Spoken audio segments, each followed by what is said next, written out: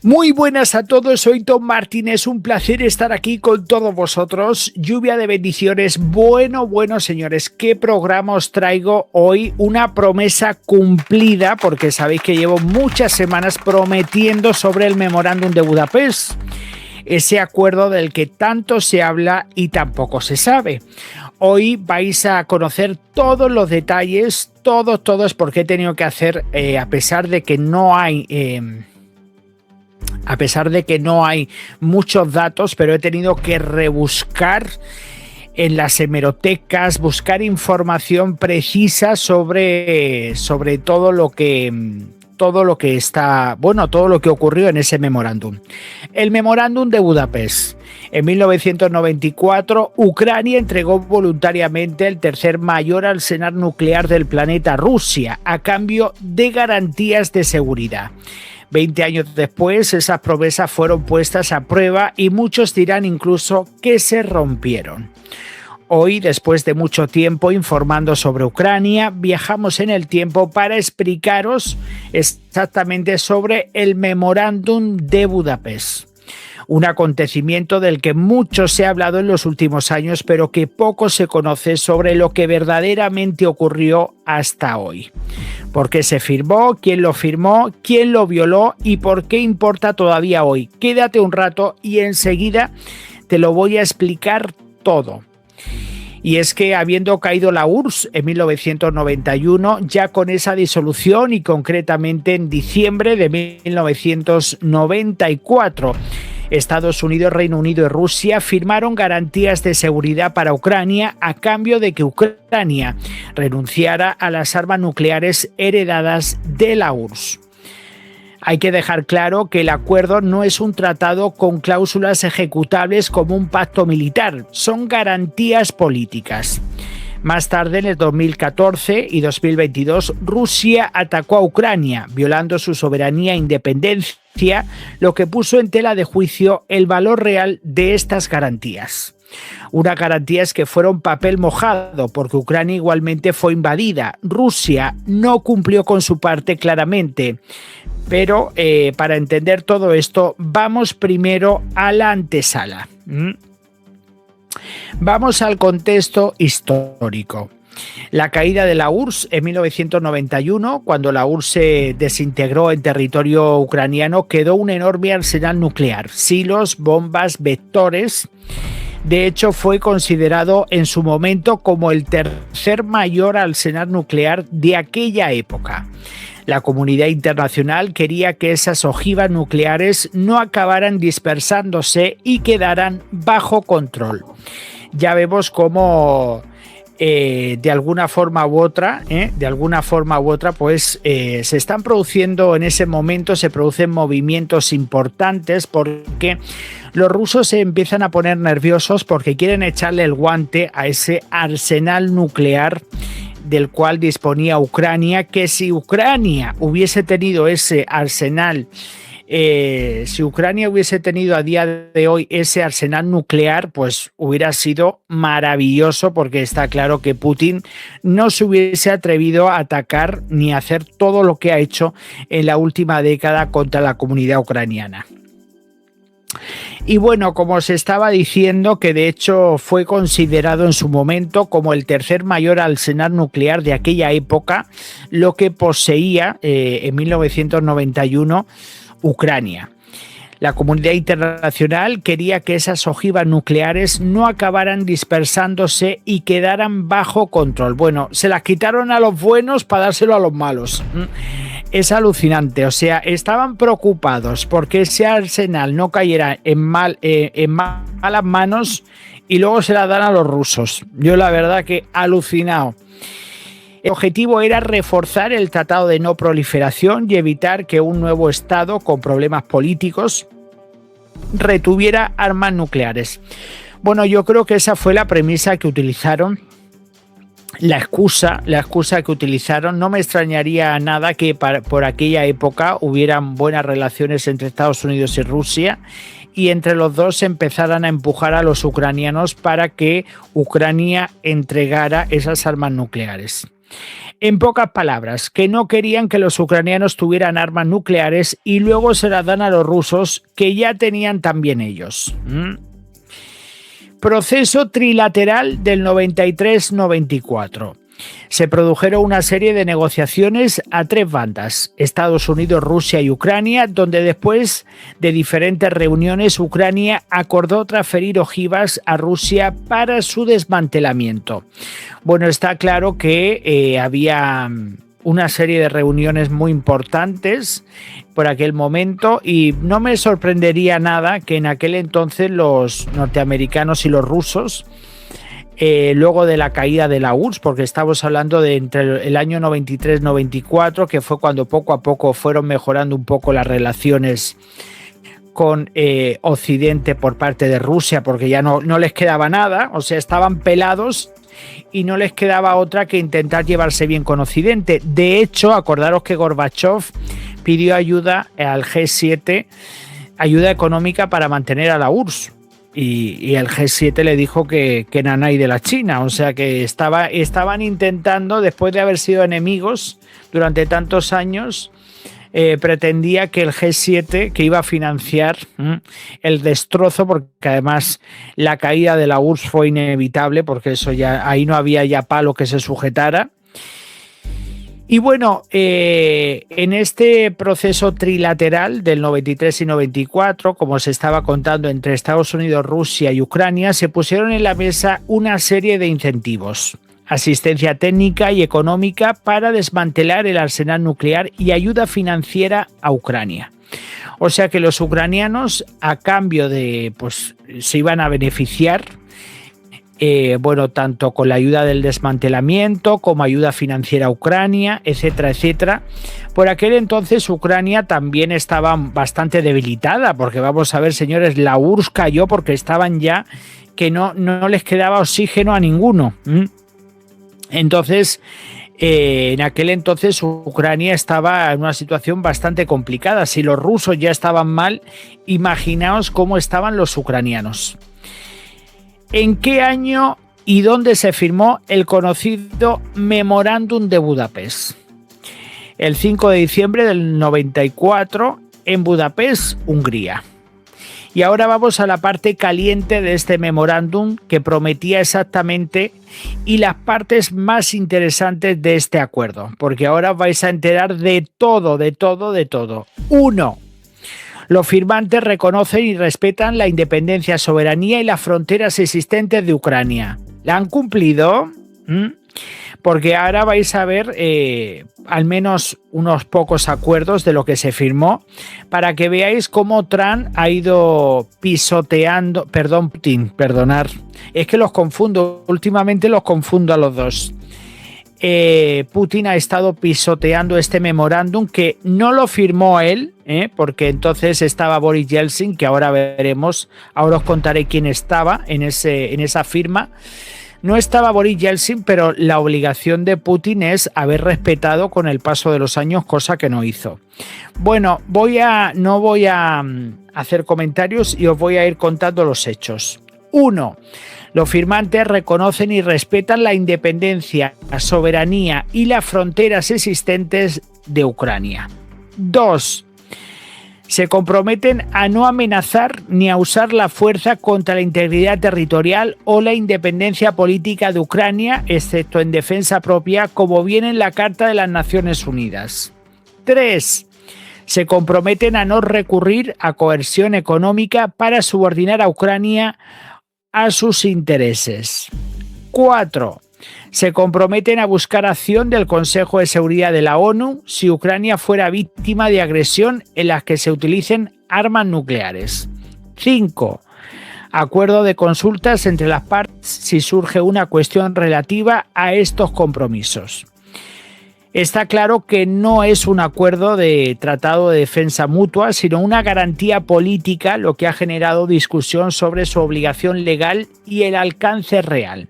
Porque claro, lo que ahora Ucrania está llevando mucho cuidado porque veis parte de estos acuerdos que se firmaron no los han respetado, Bueno, por parte de Putin, evidentemente. Bueno, ¿quiénes firmaron y quiénes dieron algún tipo de garantías? Ahora vais a conocer quiénes eran todos los que estaban ahí. Pues estaba la parte ucraniana, que eran receptor de las garantías, Rusia firmante, Estados Unidos firmante y Reino Unido firmante. O sea, principalmente los que movieron todo este cotarro fueron los ucranianos, los rusos, Estados Unidos y Reino Unido. Francia y China hicieron declaraciones separadas de garantías o declaraciones de apoyo en esa época, pero no formaron parte del memorándum trilateral. Porque el memorándum trilateral se firmó por Ucrania, Rusia y Estados Unidos. ¿Qué tipo de ayudas o garantías hicieron Estados Unidos y Reino Unido? Porque esto también es muy interesante. No prometieron intervención militar automática, fueron promesas políticas de respeto a la soberanía y a la integridad territorial. Se hablaba de medidas diplomáticas, medidas apropiadas, no un compromiso real de enviar tropas. Estados Unidos aportó ayuda financiera para desmantelar las armas nucleares. Y bueno, ¿quién incumplió el pacto sobre el memorándum de Budapest? Pues os voy a dar dos fechas, 2014 y 2022.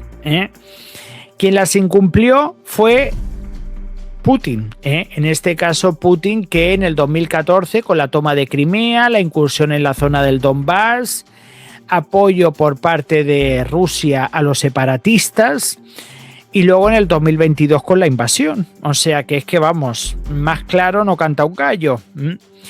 Y es que en el 2014 se produjo la ilegal toma de Crimea por parte de Rusia. En marzo del 2014, Rusia se anexionó ilegalmente Crimea y apoyó a las fuerzas separatistas en el Donbass. La Asamblea General de la ONU declaró inválido el referéndum de Crimea. Esa votación mostró el claro aislamiento a Rusia. 100 a favor de la resolución que afirmaba la integridad de Ucrania, 11 en contra y 58 abstenciones. Es una vergüenza. Ahora te pones a pensar y dices, es que, o sea, ¿cómo es posible que en esa resolución de la Asamblea de las Naciones Unidas, Ucrania lo que estaba pidiendo es el reconocimiento a su soberanía y a su independencia? Y sí que tuvo 100 votos a su favor, pero tuvieron 58 abstenciones. Señores, las abstenciones es una forma de mirar hacia otro lado. Y las 11 en contra también es otra forma también de indirectamente de formar parte de los atropellos. Este paso que dio Rusia fue interceptado, o interpretado mejor dicho, por muchos como un claro incumplimiento del memorándum de Budapest. En el 2022, invasión a gran escala contra Ucrania por parte de Rusia, pues también. La ofensiva rusa de febrero del 2022 aumentó dramáticamente la percepción de que las garantías no protegían a Ucrania frente a la gran agresión por parte de Rusia. La Asamblea General de la ONU aprobó una resolución de emergencia el 2 de marzo del 2022, 141 votos a favor, 5 en contra y 35 abstenciones, que deploraba la invasión. Igualmente nos vino pues ese déjà vu del incumplimiento del Acuerdo de Budapest, o sea, las fechas más importantes relacionadas con el incumplimiento del Acuerdo de Budapest fue en el 2014 y luego en el 2022. En este caso, en este programa, no voy a mencionar los acuerdos de Minsk porque ya os tendría que contar otras historias que ocurrieron entre el 2013 y el 2014, que eso lo voy a hacer en otro programa que estoy preparando. Sanciones, ahora vamos a ver cuáles fueron las consecuencias del incumplimiento, políticas militares y estratégicas. Sanciones económicas y diplomáticas contra Rusia, Estados Unidos, la Unión Europea y el resto de aliados impusieron paquetes de sanciones desde el 2014 y masivamente desde el 2022. Esto fue una respuesta indirecta de ese incumplimiento, pero nada tuvo que ver en comparación. Lo del 2014, las acciones que tuvieron esas acciones sanciones no tuvieron absolutamente nada que ver con lo que vino después. O sea, todo fue mucho más liviano en el 2014, por eso probablemente Putin consideró que como que se estaba premiando, ¿no?, esa toma de Crimea, y volvieron a por más. Reforzamiento de la postura defensiva de la OTAN en Europa del Este, despliegues, ejercicios, planes de defensa aumentados desde el 2014 y tras el 2022. Cuestión de no proliferación. El caso se usa como ejemplo por expertos que dicen que Ucrania perdió seguridad real al deshacerse de las armas nucleares. Ha alimentado debates sobre si las garantías políticas son suficientes para disuadir a potencias hostiles. Algunos analistas temen que erosionen el tratado de no proliferación a largo plazo. Y claro, es que lo que están diciendo los expertos claramente es que, bueno, pues que Ucrania cometió su mayor error entregando esas armas nucleares, confiándose de la buena voluntad de Reino Unido, Estados Unidos, Rusia. Todo el mundo les iba a dar garantías a los ucranianos, hasta que en cuanto pasaran unos cuantos años, los invasores, ya teniendo a Ucrania debilitada, sin armas nucleares, porque está claro que con armas nucleares Putin hubiese metido la cabeza en Ucrania. Y esa ha sido la mayor desgracia que les ha caído a los ucranianos, el haber confiado, a través de este memorándum de Budapest, el haber confiado en esta gente y bueno. ¿Qué más le ha ocurrido en este caso a Rusia por todo lo que hizo? Pues aislamiento y realineamientos mundiales. Las votaciones en la ONU muestran alineamientos diversos. Muchos países apoyaron a Ucrania, pero se produjeron abstenciones o votos en contra por parte de países cercanos, en este caso a Rusia, como Bielorrusia, China, Siria, India, etcétera, etcétera, que todos sabemos que tienen buena conexión con el dictador ruso, Vladimir Putin.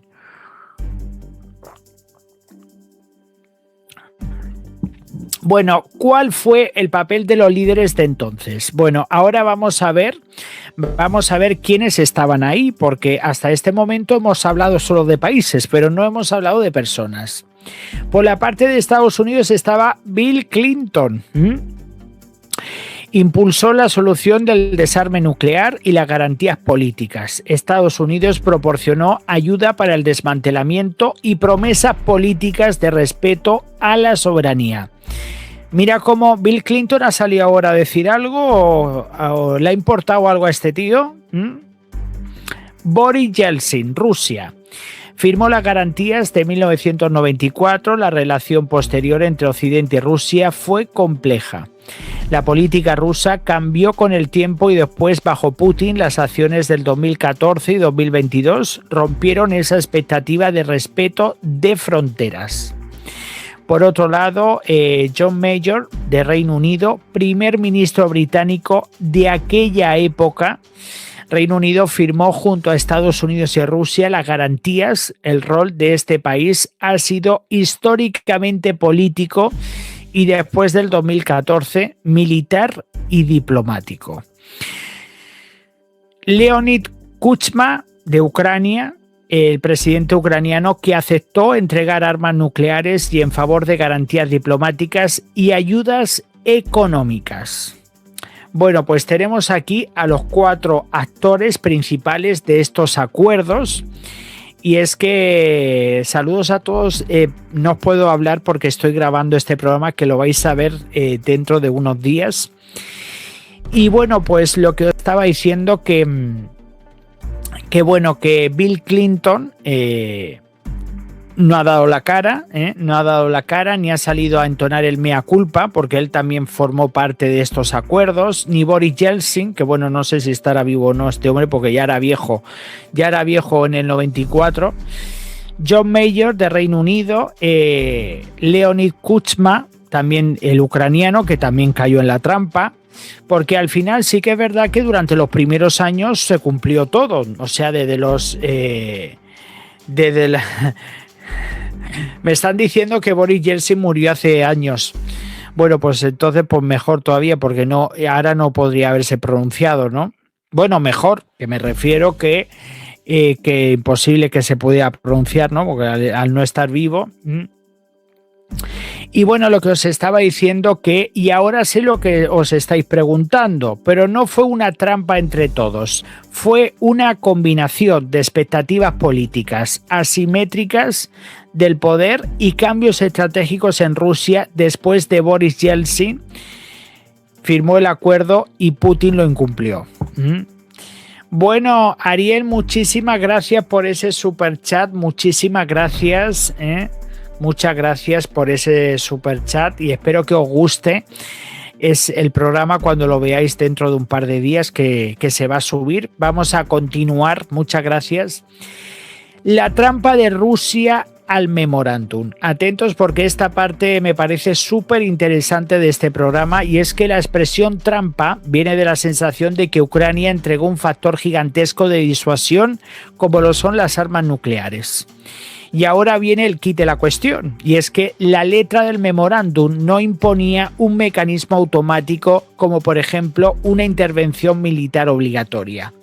O sea, yo creo que los ucranianos se tiraron a la piscina sin haber agua, porque por lo que ahora el presidente ucraniano Volodymyr Zelensky está luchando precisamente son por unas garantías de seguridad reales, porque lo que se prometió en el memorándum de Budapest no fueron unas garantías militares reales, o sea, no se hablaba de ejército, no se hablaba de armas, se hablaba de comunicados sobre el respeto a la soberanía, pues lo que podemos decir todos, ¿no? Pero no había un compromiso, no había un plan concreto, ni siquiera se hizo un simulacro de cómo iban a reaccionar los países amigos de Ucrania en el caso de que Rusia incumpliera ese memorándum. Entonces, claro, señores, es que en ningún momento se puso la cuestión, porque vamos a ver, cuando un banco te deja dinero, siempre te pone la opción de si incumples. Pero en este caso, este memorándum de Budapest firmado en diciembre de 1994 por 3 países, Estados Unidos, Ucrania y Rusia, no contemplaron el incumplimiento. O sea, no está claro que no se contemplaban. De hecho, también Francia y China también estaban por allí haciendo declaraciones públicas, pero tampoco le ofrecieron ningún tipo de garantía en aquel entonces, por el 94, a los ucranianos. Y es que la respuesta occidental al incumplimiento de Rusia fueron sanciones, presión diplomática y ayuda militar limitada, no intervención directa, lo que demostró el alcance limitado de todas esas garantías. No fue tanto una trampa legal como una apuesta estratégica mal calibrada. Ucrania confió en promesas políticas que no incluían un salvavidas militar.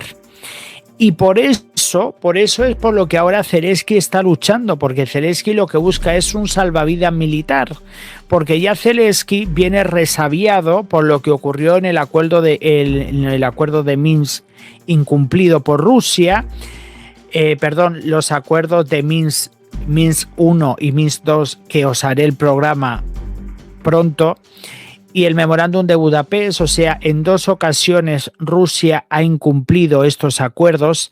¿Y por qué yo ahora me tengo que creer que esta gente va con buena fe?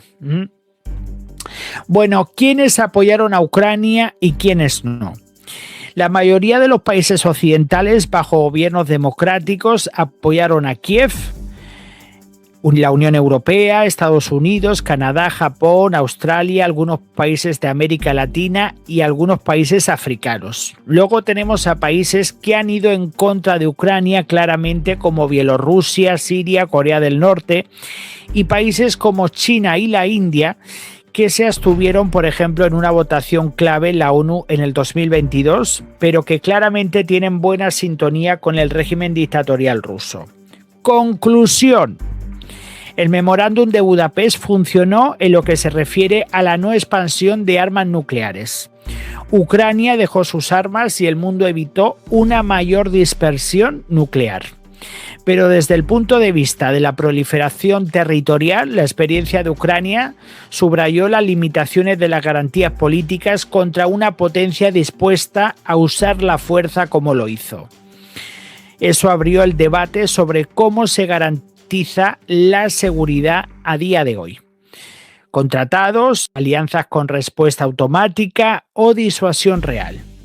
¿Cómo habría sido hoy la situación de Ucrania si hubiera conservado su arsenal nuclear? ¿Crees que hubiera sido mejor o peor para la seguridad europea?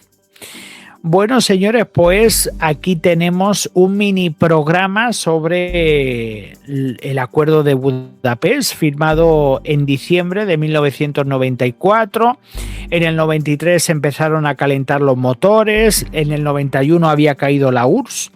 O sea que en cuestión de 3 años los rusos además estaban... Yo tengo la sensación de que los rusos querían hacerse con esas armas nucleares para en un futuro poder dominar a Ucrania, porque no nos olvidemos que cuando cayó la URSS, por aquel entonces Rusia intentó meter tanto a Bielorrusia como a Ucrania en determinados acuerdos, como hacer una mini Unión Europea de 3 países, porque al final los rusos, los países que más les interesaban era Bielorrusia y Ucrania. Y a los ucranianos los intentaron empujar de cara para que se acercaran más a Rusia, pero en aquel entonces Ucrania hizo un referéndum y los ucranianos querían Ucrania como tal, que fuera Ucrania. Entonces está claro que desde que cayó la URSS, Rusia no ha dejado de molestar a los ucranianos, ya sea por las buenas o por las malas. Y como por las buenas no lo han conseguido, pues lo han hecho por las malas. Y lo mismo que ha pasado en Bielorrusia, señores. Lukashenko, porque le ha vendido su alma al diablo para, en este caso,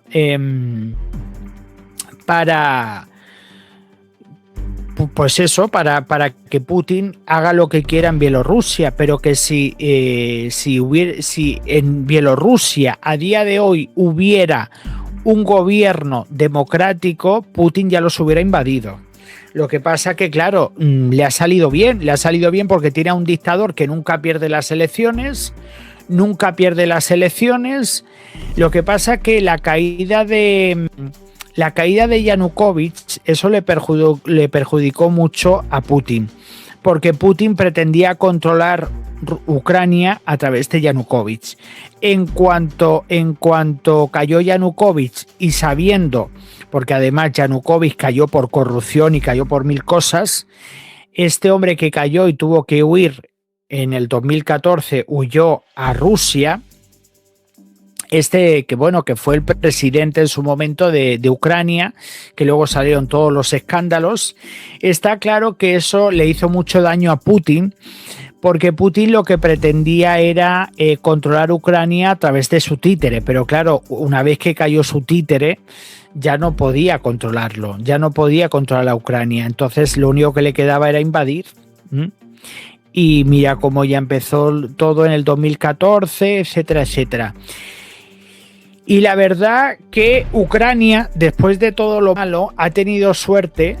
Ucrania, después de todo lo malo, ha tenido mucha suerte que ha dado con una persona leal, como lo es el presidente Zelensky, y este hombre que está luchando por los intereses de los ucranianos. Pero si hubiese dado con un tío manipulable, pues hubieran hecho con él, o si Zelensky se hubiera dejado comprar, porque me imagino que ya lo habrán intentado, no tengo constancia de que lo hayan intentado comprar, pero no me extrañaría nada porque saben ustedes que por dinero baila el perro y por pan sí se lo dan. Pero ahí tienen a Zelensky, una persona que su patrimonio es público, cosa que el patrimonio de Putin no es público, pero Zelensky, su patrimonio es público y en Ucrania todo el mundo puede acceder, o sea, no ir a su casa, pero sí conocer todo su patrimonio. Y yo ahora, antes de terminar el programa, os quiero dejar la pregunta en el aire. ¿Qué hubiese sido de Ucrania a día de hoy si Ucrania hubiese rechazado entregar sus armas nucleares? Si Ucrania a día de hoy hubiese tenido su arsenal de armas nucleares, ¿vosotros pensáis que Putin hubiera metido la cabeza en Crimea, luego le hubiera dado armas a los independentistas en el Donbass para meter la cabeza en el Donbass, la invasión a Ucrania oficial en el 2022, etcétera, etcétera? ¿Vosotros pensáis que si Ucrania en su momento hubiese rechazado este plan de paz o este memorándum de Budapest firmado en 1994, otro gallo le hubiera cantado a Ucrania perfectamente, porque las amenazas nucleares de Putin no hubiesen tenido ningún sentido, puesto que los ucranianos, de hecho, cuando en el momento, estamos hablando de los años 90, en el momento en el que los ucranianos tenían esas armas, Ucrania por aquel entonces tenía el tercer arsenal nuclear más importante del planeta. Porque claro, luego las cosas con el tiempo ha ido cambiando todo. Pero es que lo que tenía Ucrania era muy fuerte, o sea, era muy fuerte lo que tenía. Entonces yo lo que no entiendo es, por temas de acuerdo de no proliferación, se lo quitan a un país que luego hemos visto que los ucranianos han actuado con mucha franqueza. Sí que es verdad que por aquel entonces había mucho... Ucrania estaba muy tumultuosa porque los años postsoviéticos fueron muy duros para los ucranianos y para muchos países exsoviéticos, porque no les quedaba en práctica, lo estaban muy mal. Pero todo eso lo vamos a dejar para otro programa.